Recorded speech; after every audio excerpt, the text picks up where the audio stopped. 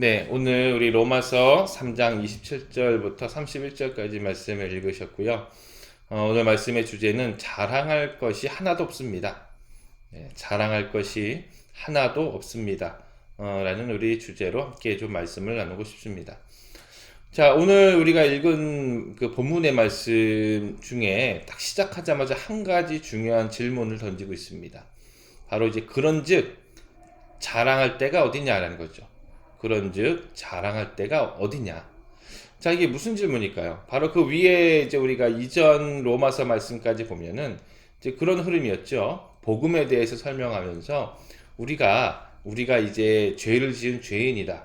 그래서 우리가 율법을 만족시킬 수 없고 우리는 구원을 스스로 이룰 수 없는데 그 율법을 만족시키고 구원을 이루시는 분은 바로 예수 그리스도다라는 그런 소개를 했습니다. 그러면서 오늘 말씀 그런즉 자랑할 때가 어디냐라는 것이고요. 바로 이어서 그 답을 주죠. 있을 수가 없느니라. 그러니까 바로 자랑할 것이 하나도 없다라는 단호한 대답이 나오고 있습니다. 여러분들 이 질문과 이 대답이 오늘 어찌보면 말씀의 핵심인데 우리가 자랑할 것이 없다. 자랑할 것이 없다라는 그런 내용을 만약에 깨달으시고 이해했다면 이 로마서 전체 내용의 절반은 이해하고 계시다라고 생각하셔도 될 겁니다. 그만큼 이제 오늘 우리가 다루는 이 말씀이 로마서 전반에 대해서 이제 하나님께서 우리에게 해주시고 싶어 하시는 또한 우리가 깨달았으면 하는 그런 말씀들이 나오고 있다는 것이죠. 자, 여러분들 우리가 자랑거리를 한번 생각해 보시죠. 자랑을 하는 사람은 어떤 심리가 있을까? 바로 이제 그의 심리의 기초에 보면은 그런 마음이 있을 거예요. 내가 저 사람보다 낫다. 내가 저 사람보다 더 많이 가지고 있기 때문에 내가 더 괜찮은 사람이다. 내가 저 사람보다 상대방보다 더 능력이 많다. 그러니까 뭔가 내가 상대방과 비교를 해서 뭔가 내가 더 좋은 걸 가지고 더 많이 가지고 있고 더 능력이 있다라는 그런 생각이 있기 때문에 자랑을 하는 것입니다. 여러분들 이게 자랑을 조금 더 우리가 부정적으로 생각하면 바로 교만이라는 씨앗이 심겨져 있는 것이죠. 내가 남보다 높고자 하는 거, 내가 남보다 더 우월한 사람이라는 그런 교만한 그런 마음이 있다면 자랑을 많이 하게 돼 있는 것입니다. 그래서 여러분들 이 교만이라는 것을 우리가 성경상에서 보면은 우리의 믿음이 자라지 못하게 하는 그런 독소와 같고 또 우리의 믿음을 병들게 하는 그런 질병과 같은 게 교만이라는 것을 우리가 말씀 속에서 찾아볼 수 있거든요. 예를 들어서 여러분들 우리가 창세기에 보면 이제 선악과가 나오지 않습니까? 선악과. 이 아담과 하와가 하나님의 말씀을 어기고 선악과를 따먹는 그 장면에서 그들의 마음에 아주 그들의 의도가 나오죠. 바로 우리가 하나님 같이 되고자 해서 하나님과 같이 되고자 높아지고 싶은 것. 바로 교만이 그 마음 중심에 자리 잡고 있었던 것이죠. 또 한 가지 여러분들 우리 창세기에 또 나오는 게 바벨탑이 있지 않습니까? 바벨탑 쌓는 그런 사람들의 외침 속에서 그런 게 있었죠. 계속 쌓아 올리자는 겁니다. 어디까지? 하늘 끝까지. 하늘에 있는 보좌까지. 이 말은 그렇죠. 하나님의 보좌까지. 하나님께 도전하는 것이죠. 바로 이런 문명이라든지 이런 어떤 죄악의 상황 속에서 보면은 그 교만이라는 것이 그 씨앗이 작용을 하고 심겨져 있었던 것을 우리가 말씀을 통해서 볼 수가 있습니다. 많은 사람들에게 존경을 받는 스펄전 목사님은 이 교만에 대해서 이런 이야기를 했습니다. 하나님이 다른 죄는 손가락으로 다루시지만 교만은 팔을 걷어 붙이고 다루신다. 탐심에 대해서는 무거운 심판을 내리시지만 교만에 대해서는 10배로 더 무거운 심판을 내리신다. 이런 이제 교만에 대해서 이제 좀 경각심을 갖고 이 스펄전 목사님은 설교할 때 이런 말씀을 하셨었습니다. 여러분들 이거와 연관져서 우리가 왜 교만하면 안 되는가를 한번 생각해 볼게요. 제가 이제 예전에 그 어느 유명한 목사님의 설교 속에서 교도소 사역에 대한 이야기를 들은 적이 있습니다. 여러분들 그 목사님께서 이제 교도소 사역을 하시는데 교도소에 가서 이제 복음을 증거하시는 거잖아요. 근데 이 교도소 안에서도 사람들이 분리가 된다는 거죠. 첫 번째 사람은 그렇습니다. 첫 번째 사람은 자기의 죄를 짓고 들어와서 있는 것을 알고 깨닫고 자기가 죄를 지은 것을 인정하고 겸허히 교도소 안에서 반성을 하고 자기에게 맡겨진 일을 충실히 하는 사람들이 있대요. 자, 이런 사람들은요, 어떤 우리 국가적인 행사나 그런 국가적인 중요한 날이 되면 모범수라고 해서 형량을 감소시켜주고 또 일찍 나가기도 한다고 합니다. 그런데 여러분들 또 다른 무리는 교도소 들어왔는데도 불구하고 자기의 죄를 자랑하고 또 더 나아가서 자기의 그 이제 목을 뻣뻣하게 해서 교도소 안에서도 막 군림하려고 하고 어 반성하는 기미가 전혀 없는 그런 사람들이 있다고 합니다. 이런 사람들은 바로 죄를 용서받고 반성하기는커녕 더 질이 안 좋은 사람이 돼서 나가는 경우가 있다라는 그런 이야기를 든 적이 있습니다. 이처럼 여러분들 우리가 죄를 졌다면 자기의 죄를 깨닫고 반성하고 겸허히 겸손하게 여러분들 우리가 하는 그런 자세가 필요한 것이죠. 어찌 보면 이제 우리가 이게 비유를 들어서 좀 그렇긴 했지만 우리 모든 인간들은 하나님 앞에 무엇이죠? 죄인입니다. 그렇죠? 우리 모두는 하나님 앞에 죄인이라는 그런 이제 명판을 가지고 있게 됐던 것인데 우리가 그러면 하나님 앞에 항상 겸손하게 우리의 죄를 우리가 인정하고 깨닫고 반성하고 우리에게 주어진 하나님의 시간, 일상생활 속에서 우리가 하나님의 뜻을 잘 지키고 따른다면 이에 대해 하나님께서 우리를 용서해 주시고 또 하나님의 놀라운 축복과 은혜를 우리에게 부어주시는 거죠. 근데 반면 한번 생각해 보세요. 하나님 앞에 맨날 자랑만 해요.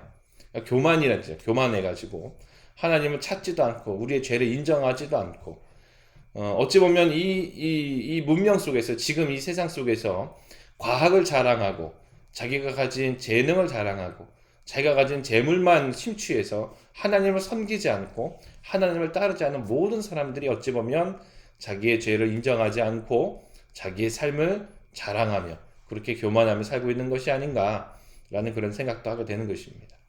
이처럼 우리가 제가 서두에 자랑할 것이 어디냐라는 그런 물음 안에서 교만이라는 것을 조심해야 된다라는 것을 지금 말씀을 드렸고요. 이제 우리가 본문 말씀 속에서 세 가지의 질문, 지금 첫 번째 한 것을 포함해서 세 가지의 질문을 가지고 바로 인간이 교만할 수 없는 세 가지 이유에 대해서 함께 좀 말씀을 보도록 하겠습니다. 자, 첫 번째는 우리가 읽었던 27절 말씀, 방금 말씀드렸죠. 자랑할 때가 어디냐? 자랑할 때가 어디냐라는 질문이고요. 두 번째는 29절의 말씀입니다. 29절의 말씀을 보면은 유대인의 하나님이시냐? 라는 두 번째 질문을 우리에게 주고 있죠. 그리고 이제 31절의 말씀에 보면은 율법을 파괴하느냐? 자, 이것이 이제 세 번째 질문입니다. 이렇게 우리가 읽었던 본문 안에는 중요한 세 가지 질문들이 주어져 있고요. 이에 대한 대답이 나오고 있습니다. 자, 우리가 첫 번째 질문을 볼게요. 첫 번째 질문은 방금 말씀을 드리기도 했지만 자랑할 때가 어디냐? 바로 이어서 있을 수 없는 이라라는 그런 말씀이죠. 우리가 율법을, 그러니까 우리가 세상에서 선행을 했다고 해서 우리가 선하다고 자랑할 수가 있겠습니까? 그렇죠. 우리가 착한 일을 했다고 해서 하나님 앞에 하나님 나는 선한 의로운 사람이다라고 우리가 주장을 할 수 있을까요?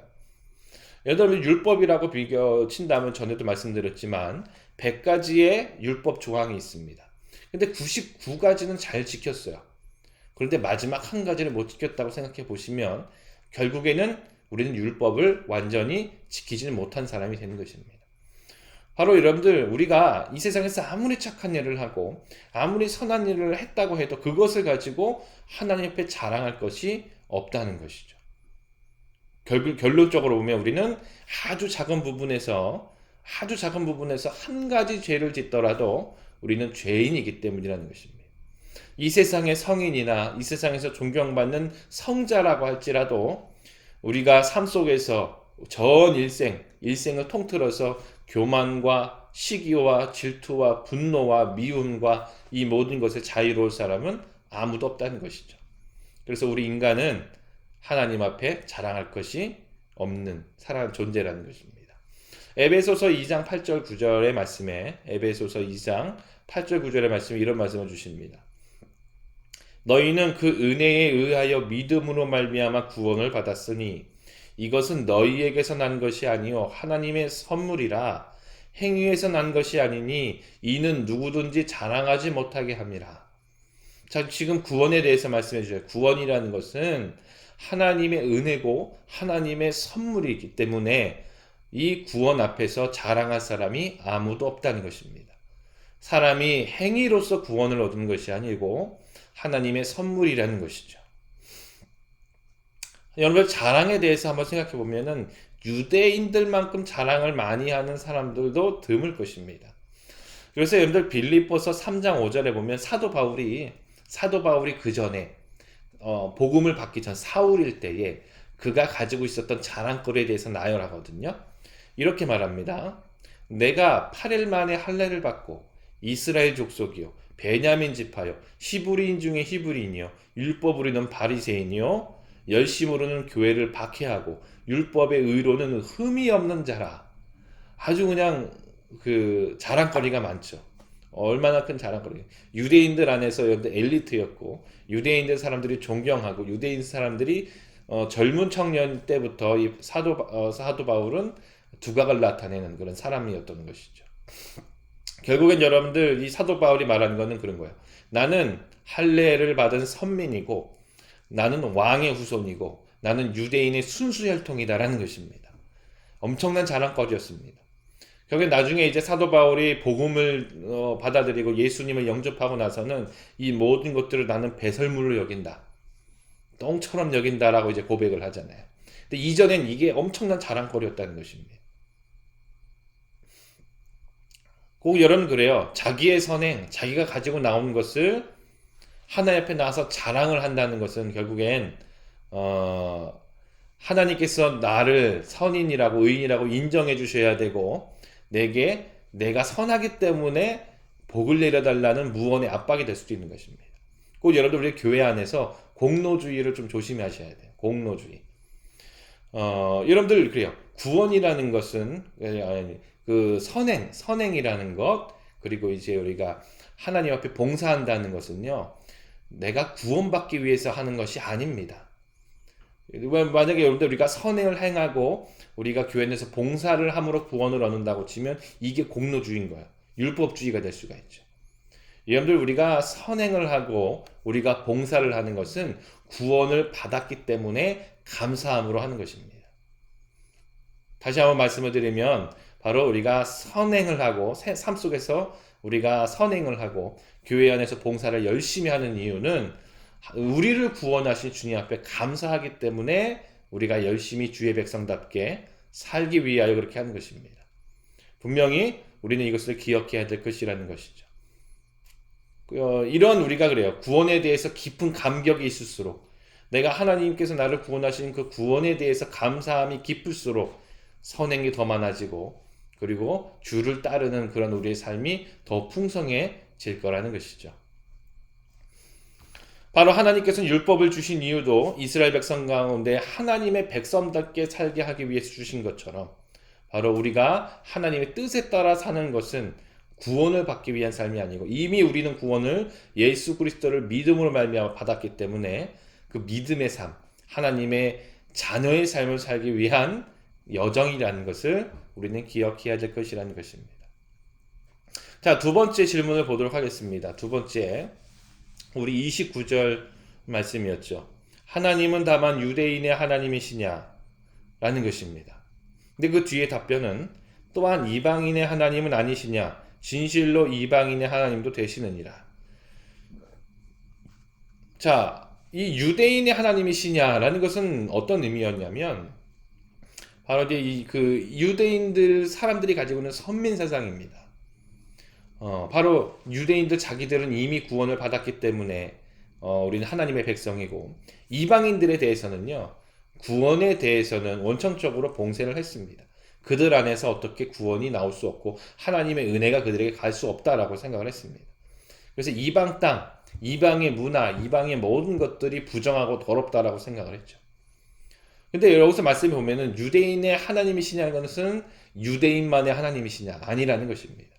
이방인의 하나님도 되시고 바로 이들을 구원하시고자 한다는 것입니다. 이 말씀 뭐냐면 유대인이나 이방인이나 똑같이 죄인이고 똑같이 구원받아야 될 대상이다라는 것을 주시고 있는 것이죠. 그리고 그 뒤에 우리가 30절의 말씀에 보시면 할례자도 믿음으로 말미암아 또한 무엘라자도 믿음으로 말미암아 의롭다 하실 하나님은 한 분이시니라. 유일하신 한 분을 이야기하십니다. 그 바로 유대인이나 바로 이방인이나 오직 구원의 은혜를 주실 수 있는 분은 오직 한 분 하나님이시라는 것을 말씀해 주시고 있습니다. 여러분들, 우리가 지금 살아가는 세상이 종교다원주의 세상이라고 합니다. 종교다원주의라는 것은 어떤 것일까요? 쉽게 예를 들면 그렇습니다. 구원이라는 목적이 위에 있고 여기 밑에 보면 기독교, 천주교, 불교, 이슬람교 여러 가지 종교들이 쫙 있어요. 똑같이 목적은 구원이고, 그런데 종교다원주의는 그래요. 이 모든 종교에게 다 구원이 있다. 구원을 이루는 방법이 다를 뿐이지 모두가 똑같이 구원으로 올라간다 라는 개념입니다. 바로 교회에도 구원이 있고 천주교에도 구원이 있고 불교에도 구원이 있고 그들만의 방법으로 열심히 노력을 하면 구원을 똑같이 이룬다라는 개념이 종교다원주의라는 것이죠. 그래서 여러분들 보면 그래요. 천주교에서도 석가탄신일 되면은 절에 가서 설교를 하죠. 불교에서도 크리스마스가 되면은 천주교 성당에 가서 그 승려가 이제 뭔가 좀 그런 설법이라 그러나요? 그런 걸 또 하죠. 이게 종교다원주의의 그런 모습입니다. 서로가 인정을 하는 것이죠. 이에 반해 우리 기독교는 굉장히 독단적이라고 합니다. 그들 말로는. 그러나 우리는 포기할 수가 없는 것이죠. 구원에 대해서는 오직 하나님 한 분이신 또한 예수 그리스도, 유일하신 예수 그리스도를 통해서만 우리가 구원을 얻을 수 있다는 것을 만약에 우리가 포기한다면 우리는 기독교가 아닌 것이 되죠. 오늘 말씀에서 분명히 그것을 이야기하는 거예요. 한 분 하나님으로서 하나님의 바로 그 선물인 예수 그리스도를 믿음으로만 구원을 이룰 수 있다는 것입니다. 사도행전 4장 12절의 말씀에 보면은 그래요. 다른 이로서는 구원을 받을 수 없나니 천하 사람 중에 구원을 받을 만한 다른 이름을 우리에게 주신 일이 없음이라 하였더라. 오직 예수 그리스도만이 우리의 구원을 이루시는 분이라는 것입니다. 자, 마지막으로 보면 세 번째 자랑입니다. 세 번째 질문이죠. 자, 31절 말씀. 그런즉 우리가 믿음으로 말미암아 율법을 파기하느냐? 그럴 수 없느니라. 도리어 율법을 굳게 세우니라. 자, 우리가 보통 그런 것 같아요. 이게 이제 우리는 복음을 믿고 복음을 따르잖아요. 신약에. 그럼 여러분 구약은 어떻게 하시겠습니까? 구약의 말씀은 우리가 버려도 되는 것일까요? 우리 제사 안 드리잖아요. 그리고 이제 우리가 구약에 나오는 율법들 우리가 다 이렇게 조항을 적고선 지키고 살진 않잖아요. 우리가 율법을 어떻게 이해해야 될 것인가? 참 어려운 문제입니다, 솔직히. 자, 그런데 여러분들 오늘 이 말씀은 율법을 파기하느냐? 근데 단호하게 그래요. 그럴 수 없느니라. 우리도 율법을 뭐라 그랬죠? 굳게 세워나간다 이 겁니다. 어떻게 우리가 율법을 굳게 세워나가죠? 바로 여러분들 우리가 예수 그리스도를 우리가 기억해 하셔야 되는 것입니다. 저번에도 내가 말씀드렸듯이 율법은 하나님의 법이에요. 하나님의 뜻입니다. 만약에 율법을 하나님께서 없애버리시면 예수 그리스도께서 이 땅에 오실 필요가 없습니다. 법이 없잖아요. 곧 하나님께서 또 말씀하신 것이 죄의 싹은 사망이라는 하나님의 법이 있는데 우리는 죄를 짓고 나서 그 죄의 싹을 사망이라는 것을 갚기 위하여 구원을 이루게 그것을 해결해야 되는데 만약에 하나님께서 그 법조차 없애버리셨다? 예수님께서 이 땅에 오실 이유도 없고 십자가에 못 박혀 죽으실 이유도 없는 것입니다. 예수님의 공생의 사역 모든 것들은 무엇이죠? 율법을 완성시킨 거예요. 율법을 만족시키신 사역입니다. 죄의 싹은 사망이다라는 것이고 하나님을 사랑하고 이웃을 사랑하라는 율법의 가장 큰 계명 그 모든 것들을 예수님께서는 완벽하게 지키시고 이뤄내신 분이 바로 예수 그리스도라는 것이죠. 우리 인간은 수천 년 동안 통틀어서 율법을 만족시킨 사람은 그렇게 할 수 있는 사람은 아무도 없습니다. 스스로 구원받을 수 없는 것이죠. 그러나 예수님은 율법을 완성시키셨어요. 율법을 만족시키셨습니다. 그러므로 그래요. 우리는 이제 예수님을 믿기만 하면 우리는 율법을 만족시킬 수 없으니까 율법을 다 지킬 수 없으니까 우리가 예수님을 믿기만 하면 우리가 율법을 다 지킨 걸로 하나님께서 봐주신다 이거예요. 그게 칭의, 의롭다 하심입니다. 그러므로 우리도 예수님을 믿을수록, 예수님을 믿고 예수님을 따를수록 우리는 율법을 굳게 세워나가는 사람들이 되는 것이죠. 바로 마태복음 5장 17절에도 주님께서 분명히 말씀하셨죠. 내가 율법이나 선지자를 폐하러 온 줄로 생각하지 말라.